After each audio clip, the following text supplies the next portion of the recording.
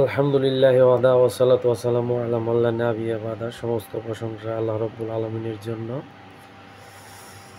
আজকে আপনাদের সামনে একটি ছোট্ট একটি বিষয় নিয়ে আলোচনা করা হবে। যে বিষয়টা হলো যে আপনারা ঠিক বলেন, যে আপনাদের ঠিক যে ঠিক নয়, মানে জেনে না বুঝেই আপনারা কেউ যদি কোনো লোকে যদি বলে এটাও মুখ, আপনারা বলেন ঠিক। এই ঠিকটাই আজকে আপনাদের আমি ভুল ধরিয়ে দিব যে এটা ঠিক, আসলে ওইটা ঠিক নয়। এই বিষয়ে আজকে আলোচনা হবে। যেরকম ধরেন যে বেশিরভাগ ক্ষেত্রে আমি জিন এবং এগুলো নিয়ে আমি কথা বলতে আসি, তো ওই বিষয়ে আপনাদেরকে কথা বলা হবে। কিছু কিছু লোক আছে যে আপনারা বলেন যে জিনও নাই এবং ভূতও নাই, এগুলো হলো ভুয়া। তখন আপনারা কিছু লোক আছে আপনারা বলেন ঠিক। আমি এবার আপনাদেরকে বলছি যে এটা ঠিক নয়। মহান আল্লাহ রব্বুল আলমিন যখন মানুষ সৃষ্টি করলো, আদম আলাইসাল্লামকে সৃষ্টি করা হলো, তখন ফেরেশতাদেরকে বলল যে উসজুদুলে আদমাকুম, তোমরা আদমরে সেজদা করো। তখন ফেরেশতারা সবাই সেজদা করলো, একজন সেজদা করলো না, সেটা আপনারা জানেন, সেটা হচ্ছে ইবলিশ, মানে শয়তান। আল্লাহ পাক বলল তুমি সেজদা করলা না কেন? তখন ইবলিশ শয়তান কি বলল?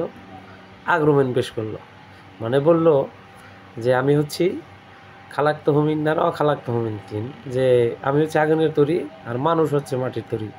আমি হচ্ছে ঊর্ধ্বগামী আর মানুষ হলো নিম্নগামী। তাহলে তখন আল্লাহ পাক কি বললেন যে যাও, তুমি এখান থেকে চলে যাও, বিতাড়িত হয়ে যাও, তুমি মর্দুত, তুমি শয়তান, তুমি আজীবনের জন্য তুমি শয়তান, তুমি চিরস্থায়ী জাহান্নামে যাবে। তখন এই শয়তান কি বলল যে আমার 3 দফা দাবি, আমার হচ্ছে 3 দফা দাবি। নাম্বার 1, যে আমাকে কিয়ামত পর্যন্ত হায়াত দিতে হবে। আল্লাহ পাক বলল ঠিক আছে, মঞ্জুর। এখন শয়তান কিয়ামত পর্যন্ত হায়াত পাবে। আর দ্বিতীয় নাম্বার হচ্ছে যে সে শয়তানি সব কিছু করবে, তাকে জানি কেউ না দেখতে পারে। মানে যদি দেখে স্বামী স্ত্রীর মধ্যে ঝগড়া বাজিয়া যে এই যে শয়তান যাইতেছে, তাহলে তো পিটনিট ঠেলায় থাকবে না, সে অদৃশ্য থাকবে এবং মানুষের রক্তের শিরা উপশিরায় সে ঘুরে বেড়াবে, এ শয়তানি করবে সারা জীবন। আর তৃতীয় নাম্বার হচ্ছে যে এই যে এত শয়তানি করবে, যদি তাকে তার অনুসারীদের খাবার টাবার না দেয়, তাহলে তো সে কোনো অনুসারী পাবে না। তখন আল্লাহ পাক এই দাবি পূরণ করলো, 3 দফা দাবি পূরণ করে দিল। এইবার শয়তান বলল আল্লাহ রব্বুল আলমিনকে যে ইয়া রব্বুল আলমিন, আপনার জাহান্নামকে আপনি আরও বাড়িয়ে দেন, প্রস্তুত করেন, এমন কোনো আদম সন্তান নাই যে আমি তাকে জাহান্নামে না নিয়ে যাব।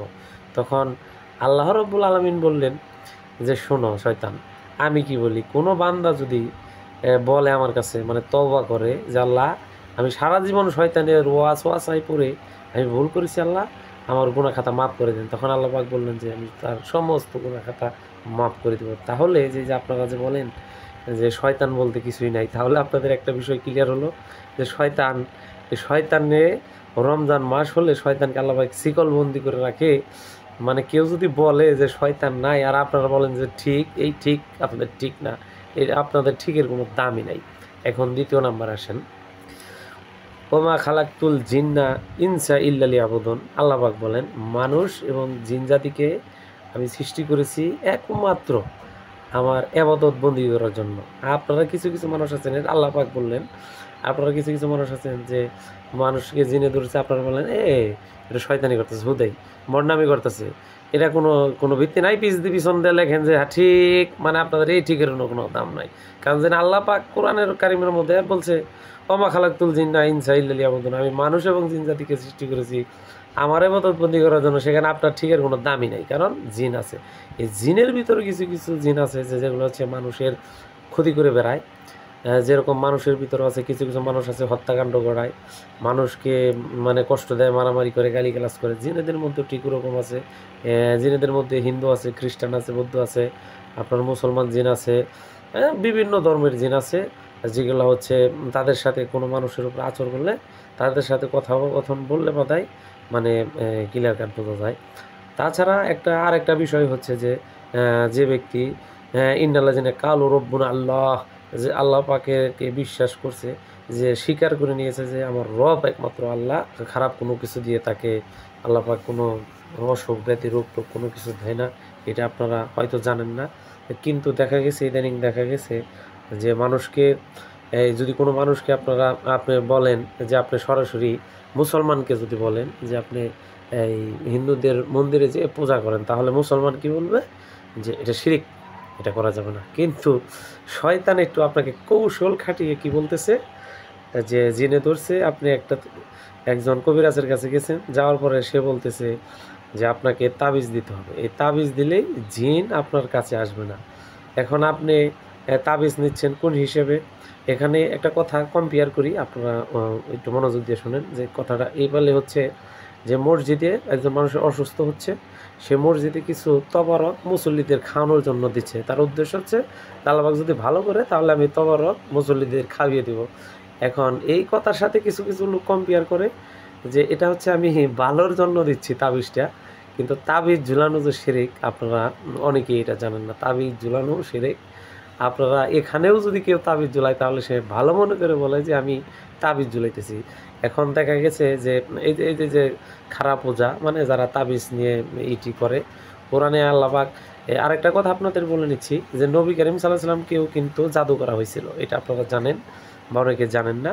যদি না জেনে থাকেন তাহলে জানেন। তার চিরুনি দিয়ে চুল দ্বারা এগুলো জাদু করা হয়েছিল। তখন আল্লাহ রাব্বুল আলামিন সূরা নাস এবং ফালাক নাজিল করেছিল। এই দুই সূরা দিয়ে তাকে মানে সে ঝাড়ফুঁক নিলে ইনশাআল্লাহ আল্লাহর রহমতে সে সুস্থ হয়ে যায়। কিন্তু দেখেন, পৃথিবীর সবচেয়ে শ্রেষ্ঠ মানুষ নবী করিম সাল্লাল্লাহু আলাইহি সাল্লাম, আল্লাহর নবী, শেষ নবী, তার মর্যাদা যে এরকম, তাকেও কিন্তু জাদু করেছিল। আপনি ভাইবেন না যে আপনাকে জাদু করে না, আমাকে জাদু করে না, জাদু করে। আপনি যখনই কোনো জিনিস বিসমিল্লাহ না বলেই খান, তখন এই ওর সাথে সাথে আপনার মনে করেন যে জাদুর এফেক্টটা জিনে এটা করে ফেলে, আপনি মানে বুঝতেই পারবেন না। এখানে রব্বুল আলামিন সূরা নাস এবং ফালাক দিয়ে যে ঝাড়ফুঁক আছে এটা করা যায়। কিন্তু এখানে আর একটা বিষয় বলে রাখছি আপনাদেরকে, যে যদি নবী করিম সাল্লাল্লাহু আলাইহি সাল্লাম যদি তাবিজ ঝুলাইতেন, তা তো তিনি করেন নাই, আল্লাহ পাক এটাতে করানো নাই। কিন্তু আপনি কোন ইমানে তাবিজ ঝুলাইয়া যে বলতেছেন যে এই তাবিজ আমাকে, ঠিক তখনই শয়তান আপনাকে ও তাদের অনুসারী, শয়তানের অনুসারে এরকম বানাচ্ছে যে আপনি একজনের তান্ত্রিকের কাছে গেছেন, উনি তাবিজ দিছে, আপনার অসুখ ভালো হয়েছে।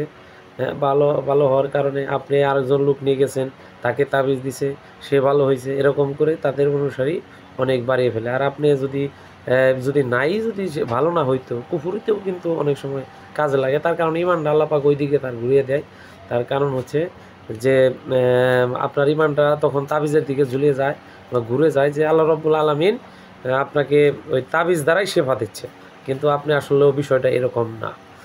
তাবিজ ঝুলানো যাবে না, তাবিজ ঝুলানো শিরক। আপনারা জানেন, আপনাদেরকে জানতে হবে। জানলেই আপনারা তাবিজ তখন আর ঝোলাবেন না। রুকিয়া করা আছে, রুকিয়া আপনারা করতে পারবেন। যখন নবী করিম সাল্লাল্লাহু আলাইহি ওয়াসাল্লাম অসুস্থ হয়ে গেছিলেন, হ্যাঁ, আয়েশা রাদিয়াল্লাহু তাআলা আনহা উনায় সূরা নাস ফালাক পড়ে হাতের মধ্যে ফু দিয়ে মাথা থেকে পা পর্যন্ত নিয়ে তখন তার অনেক ভালো লাগছে। এটা আপনারা অনেকেই জানেন, অনেকে জানেন না। এটা জানতে হবে, রুকিয়া করা যাবে। কিন্তু তাবিজ আমার কাছে এরকম রোগী মাঝে মধ্যে আসে, এর কাছে গেছে যে বলতেছে যে বাবা আপনি কি করলেন, চিনি পড়া দিলেন, এই চিনি পড়া খেয়ে তো আমার স্বামী আমাকে ভুলেই গেছে। তখন তার ছেলেও তার কথাগুলো মানে না, তার জন্য লবণ পরা আনছে, লবণ পরা খাওয়াইছে, তো ছেলে মাইকে পিটিয়ে পিটিয়ে চলে গেছে। তো দেখা গেছে কুফুরি কিন্তু যারা কুফুরি করে আর যারা কুফুরির সহযোগিতা নেয়, আল্লাহ পাক কিন্তু প্রত্যেকটা মানুষকে মরতে হবে, এর হিসাব কিন্তু দিতে হবে। কুফুরি শিরক করা যাবে না, একদম করা যাবে না। একজন মানুষে আপনাকে একটা কথা বললে আর আপনি ঠিক এরকম না। তো ইনশাল্লাহ আপনাদের সাথে আবার অন্য বিষয়ে কথা হবে ইনশাল্লাহ, আল্লাহ পাক যদি বেঁচে রাখে।